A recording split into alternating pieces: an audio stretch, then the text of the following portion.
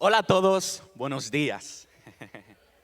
Mi nombre es Brian Diaz de la Cruz y vengo a hablarles sobre mi primer día en la escuela secundaria, pero no solamente mi primer día en la escuela, sino que mi primer mes en los Estados Unidos. Después de haber llegado de mi hermosa y preciosa tierra, la República Dominicana, a ser inmediatamente introducido en la escuela sin saber nada de inglés, se me hizo muy difícil. Yo tuve muchos problemas, inseguridades y obstáculos que marcaron mi vida. Now, what you just felt right now is a glimpse of how I felt on the first day of 7th grade on September 5th, 2018. Good morning, everyone. My name is Brian Diaz de la Cruz, and I am a senior at Locust Grove High School. So, as a non-English speaker in America, I faced many obstacles, especially at a young age when we start the stage of socializing, making new friends, communicating, stepping out of your comfort zone and stepping into the world and many other things. Having a language barrier is like being forced to walk around in the dark. While everyone has a light and can see the things and dodge them, you're placed in this new world, not knowing how to work your way out of it. For those who were wondering what I said in the beginning, my first year of school was not only my first year of school, but also my first month in the United States. After coming from my beautiful and precious country, the Dominican Republic, to being introduced right into middle school, not knowing a single word of English at all. Later on, that frustration caused a lot of fear within me. And one of my biggest frustrations was having to go home after an 8-hour school day with 7 periods, tons and tons of homework, and having to sit down at my kitchen table with stacks of work and paper, having no clue of what I was taught that day. This situation right here, this stage of my life, these tables, these chairs, books, paper, pencil, and tears brought a lot of insecurities to me, a lot of problems and limits that were so hard to overcome over the years. Now, while being in past ESOL classes, which it stands for, English for Speakers of Another Language, and now blessed enough to work with schools, amazing foreign language teachers, and students, I can tell anyone in this room that one of the major weaknesses among non-English speaking students is their disadvantage of not knowing or comprehending the English language. This results in the 55% of English learner graduates compared to an 87% of non-English of English fluently graduates, according to the Georgia Department of Education. In my story, this disadvantage affected me throughout my first 2.5 years of high school. I began not only to impact my grades, it also impacted my performance and development, starting to give me a taste of what failure was since a young age. But also, growing up in a very competitive family, one of my biggest fears and frustrations and things that I had to deal with every day was having to deal with all the family expectations that were left established in my future because of all my siblings' success. Imagine, I'm the youngest one out of 7, and no, I'm not the most spoiled. But I was left with such high standards, and those caused fear within me. The fear of failure, the fear of not meeting such high standards and expectations, and the fear that almost all students, and probably I can tell anyone in this room right now, the fear of not making your parents proud. But now, what helped me overcome the fear of failure? So throughout this long journey, I had to identify and apply 3 W's that were so useful for me, that helped me out overcome those fears and all of those struggles that caused failure within me.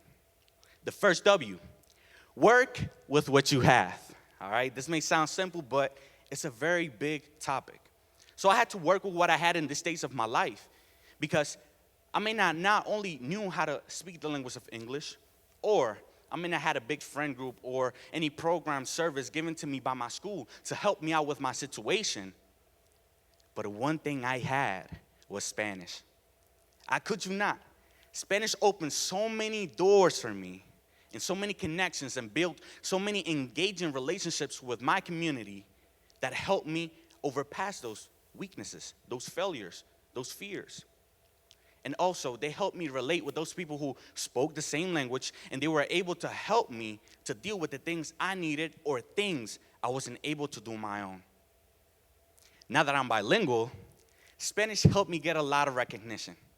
I never thought that speaking my native language will surprise a lot of people, will help a lot of people, even on top of that, even put a smile on their face. So I remember this one time I was translating at my ceremony for one of my clubs. And at the end of the event, a lot of people came up to me and they were all telling me how I should make money of interpreting, how I should go out, translate, how I should go travel the world, because that will open so many doors for me. How I also sounded like a Spanish pilot when they say, abróchense los cinturones. Estamos listos para abordar. They also told me how I sounded like a Spanish pilot when they say, gracias por viajar por Delta. So, identify whatever you have right now and use it in your advantage. And trust me, you'll be so surprised with the amazing results. Second W, weakness into strength. This is a hard one, huh? So I had to deal with a lot of weaknesses in all of in this whole career and this whole journey. But now, for a person who is seeking success or a change, you first need to identify what are your weaknesses. I've noticed this because for me to start seeing changes in my life, I had to overcome all of those weaknesses that were establishing a wall in front of my path. But now, I want you to take this moment to identify what are your weaknesses. What do you most fear? What do you hate doing the most? And while you're thinking, I will give you a few of my weaknesses. So for example, not being able to communicate the language that everyone spoke made me shy and antisocial. Not only that, I also hate it because this made me feel insecure and have a lot of problems and also cause stuttering problems. But not only that, I hate it with a passion, like literally. Probably the phrase that I probably learned my whole 7th grade career was, you must have a partner. I hated having to work in groups because not being able to collaborate due to my language barrier, I wasn't able to share a word, to give my own opinion, to say, well, it's C because this or that. I had to stay stuck with my own words and feelings. And this caused me to be insecure and also brought a lot of bullying. But now, if you want to add more to this story, here's a little story of mine. So there was this one time I was like a few weeks into 7th grade. And one of my partners, he was sitting right behind me. He dropped his pencil right next to my chair. And he was calling on my name, hey, Brian, hey. He was trying to catch my attention. When I turned around, I was just staring at him clueless. I was trying to figure out what in the world he was saying. Well, it was just as simple that he got mad, he got up, and he went up, snatched his pencil off the floor, and went back to his chair. That's when I realized that this whole time, he was just asking me if I could do him the favor of picking up his pencil from the floor. Well, if he would have told me in Spanish, I would have been knew that, right? I would have helped him out with his whole problem, with this whole situation. But all of this came to one day. Something we all hated as students. And trust me, as soon as I tell you this, you all will agree. And you guys may be thinking, well, I hated having, some tests from AP Human or AP Stats, I hated having to take essays, but it's not those. Or FRQs, CBQs, all that from the AP and honors classes. You guessed right. Parent-teacher conferences. How well, oh God, I know everyone in here hated having to bring your parents to a teacher you probably hated. I'm sorry for the teachers that are here, But we all hated having to bring your parents to a teacher that you knew that you had bad grades on. That you knew that as soon as you walk in through those doors, she didn't have or he didn't have any type positive opinions about you. We all hated having to work in parent-teacher conference. It's a little story of mine that my whole situation was bad. I'm trusting you. Like, it was so bad that my first parent-teacher conference, it was my last one. It was literally the last one. As soon as I walked in through the door, I had a plan because, all right, I'm struggling with ELA. And if I walk through here, I know that she's going to be right here. So I'm going to stand right here in the right so my dad won't be able to see it. But guess what? As soon as we walk through those doors, guess who reached out to me? My ELA teacher. He was like, hey, Brian, how you doing? Hey, Mr. Diaz, come over here. And I was in there having, no, please, I don't want to go in there. Please, Dad. And my dad was like, all right, I mean, since this is the closest class, let's go into that. I'm telling you, after sitting that, seeing my teacher's disappointments and frustrations, along with my parents' emotions and despair, made me realize that I couldn't stay stuck in the same box no longer. I had to step out of my comfort zone. I had to make some changes. And all of this, a lot of people started seeing that progress.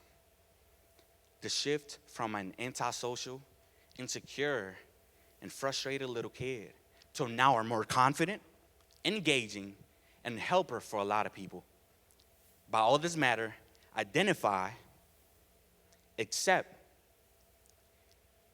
and apply all of those things that I just said, so it could help out with all the weaknesses that you got in front of you, so none of them can bother you in your successful life. Now, third, but not least, last W. Wait for wonder. It's a hard one, huh? But before we get started, all right, how many people struggle with patience? It's a lot of hands here. It's looking bad now. How many people struggle or thinks that they should have things right now instead of later? But now and not least. And I hope I don't see a lot of hands on this one, all right? Because, this generation will be, going down the drain if I see a lot of hands now. But how many people have lost faith and hope after waiting for a long time? So I guess that we all can relate to this. We all agree that waiting is hard sometimes, especially hard when you want something to happen in a matter of days, hours, or seconds. And going through that whole long roadway of walking down a tunnel where you see the light at first, but once you get closer, you start seeing darkness. That's when we start losing hope and motivation. But did you know that the peak of a person's success is shown through waiting? So later on, I was in my 7th grade year. I was finishing off, I knew a little couple words in Spanish, in English. I knew how to communicate with short conversations. I can say a little 2-word or 3. I had a big friend group that if I needed somebody help, I would have seeked them for help, But the problem was that I was becoming self-sufficient. Seeing that all of this stuff was adding up to me, I was also proud because my grades were going up. And I was able to help and maintain, certain C's and B's and all my grades. But all of this changed until my parents decided to move from New York to Georgia. Mind you, it was hard to already readjust from moving from a whole nother country, the Dominican Republic, to another one, the United States, and now having to go through all that process and repeat, having to move from a state to another state where cultures, languages, people are not the same. And believe in me, look, I hated having to go outside and meet new people. Imagine schools and teachers. I began to shift back to who I was on September 5th, 2018. But all of this along the road, one thing that sparked my fire was being welcomed into Locust Grove High School. These last 2 years helped me identify and become a leader and an influence to a lot of people, as well as being blessed enough to being introduced as a vice president of the Spanish National Honor Society and a proud leader of the Black Student Union, both full of intellectual and dedicated students who seek the help and needs of Hispanic and African American side, not only in Locust Grove, but in Henry County. This is when I started to see that all the work that was done in silence began to pay off. And not only that, I was becoming a voice to those little kids, a voice that I once needed 6 years ago from now. But now, this new mentality helped me attract and take the attention of over 10 colleges and universities. Thank you. as well as athletic offers like D2 and D3, Division 2, Division 3 football scholarships. But now I'm pursuing my whole dream of architecture at Kennesaw State this fall. Appreciate it. But now, we see that there will be people that in a matter of time will happen to see themselves stuck in the same position that I was on September 5th, 2018. Losing hope, losing motivation, going on a roadway of losing all of this and falling into despair. But look, I didn't have any help, any service, any program that could have helped me out with my situation.